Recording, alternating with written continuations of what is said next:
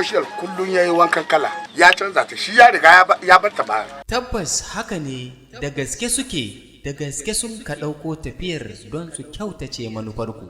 Shin wai duk ganga akwai wanda yi gayu? Suwaye masu wannan manufar? Kespa, wato Kebbi Zumunta Film Association, sabon kamfani daga Kebbi waɗanda ba na biyunsu wajen kawo muku fina-finai na ainihin al'adun Hausa.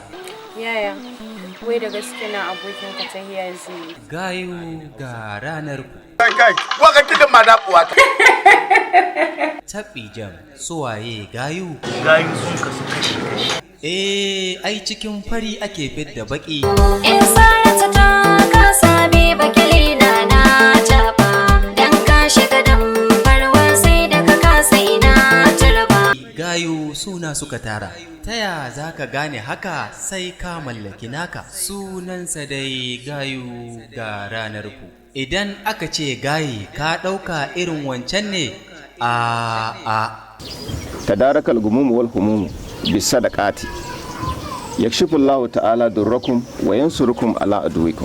Don na nura na gane duk lokacin da na aza shiga tsumma masu datti. Hannun Maryama karo ɗaya sanda na buɗa ma aiki salata na rikita sheka sai da ka kasa wurin kamu.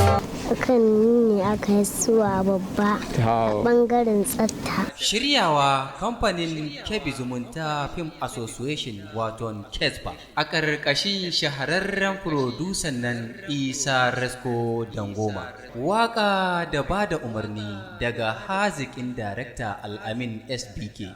Gayu ga ranarku, ku neme shi a kasuwa.